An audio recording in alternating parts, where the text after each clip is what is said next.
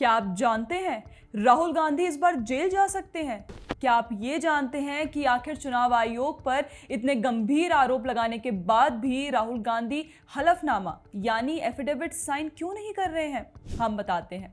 इस बार राहुल गांधी शायद माफी मांगकर बच नहीं पाएंगे, क्योंकि जिस सर्वे के डेटा के बलबूते पर चुनाव आयोग को डिसमेंटल करना चाह रहे हैं, वो सर्वे करवाने वालों ने ही मान लिया है कि उनका डेटा झूठा था।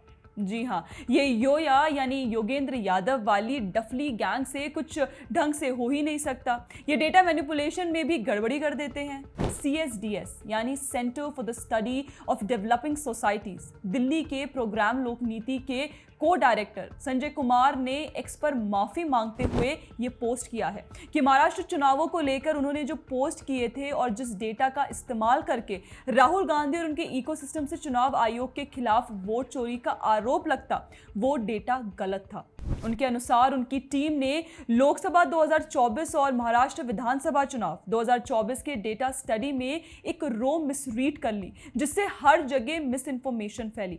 रियली आपने ये छाप दिया कि एक विधानसभा में 40% वोट कट गए, दूसरे में 38%। राहुल गांधी और उनके मिनियंस बिहार चुनावों में वोट चोरी का पोस्टर लेकर घूम रहे हैं, और ये सब क्या केवल एक रो मिसरीड की वजह से?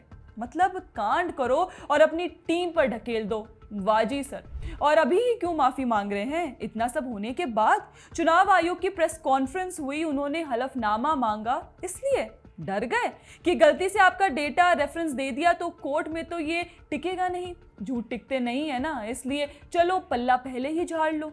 अब माफी मांगे क्या होता है जब राहुल गांधी चुक गया डेटा। जितनी जोर शोर से आपने झूठ एम्पलीफाई किया, उतनी ही जोर शोर से सच बोलने की हिम्मत करिए। बताइए कि ऐसा करने के पीछे क्या मकसद था? जो लोग डेटा का ही काम करते हैं, वे अपने डेटा और उससे निकलने वाले इन्फेरेंस को पब्लिक करने से पहले बार बार देखेंगे नहीं? ये कैसे हो सकता है?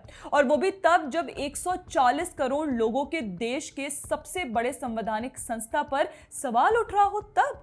दोस्तों, इनके झूठ का पुलिंदा इतना बड़ा था कि क्या बताएं आपको। ये कहते हैं कि नासिक वेस्ट और हिंगड़ा विधानसभा क्षेत्रों में अचानक 45% नए वोटर शामिल हुए, और वही रामटेक और देवलाली में अचानक 40% वोटरों की मृत्यु हो गई। बात केवल महाराष्ट्र के डेटा की नहीं है, ये तो सिर्फ इन्होंने एडमिट किया है कि यहाँ इनसे कथित गलती हुई। गलती थी या क्या था, ये तो हम सभी जानते हैं। खैर, बात केवल महाराष्ट्र तक सीमित नहीं है। CSDS सर्वे में ऐसे कई नंबर्स हैं जो शक के दायरे में हैं। इनकी माने तो 30% लोग यूपी और दिल्ली में अब चुनाव आयोग पर विश्वास नहीं करते। ये 30% का सच पता है क्या है? इन्होंने केवल 500 लोगों का इंटरव्यू लिया, उसमें से 30% लोगों को विश्वास नहीं है, और बिगुल फूकेंगे पूरे भारत के नाम का। आप जब लेफ्ट के बड़े बड़े सो कॉल्ड इन्फ्लुएंसर्स को अपनी डेटा सर्वे पब्लिश में बुला सकते हैं, तो थोड़ी सैम्पलिंग बड़ी नहीं कर सकते? खैर, संजय कुमार की माफी तो आ गई, लेकिन उनके फर्जी डेटा के बल पर जो झूठ फैलाया गया उसका क्या? सबसे बड़ा PR कैंपेन इन्फ्लुएंसर्स द्वारा चलाया गया उसका क्या? जो जनता के बीच डर पैदा किया गया उसका क्या? इनका ट्वीट इस्तेमाल करके कांग्रेसी इकोसिस्टम के लोगों ने ट्वीट करके जो झूठ फैलाया था उससे पीछे हट रहे हैं, और वो भी ट्वीट डिलीट करके। कैसे मान लिया जाए कि संजय कुमार ने यह जानबूझकर नहीं किया होगा? क्योंकि संजय कुमार का रिकॉर्ड बताता है कि वे समय समय पर माफी मांगते रहे हैं। और आपको बता दें कि इसी CSDS के संबंध योगेंद्र यादव से भी पूर्व में रहे हैं, जिनका काम ही है प्रोपेगेंडा का।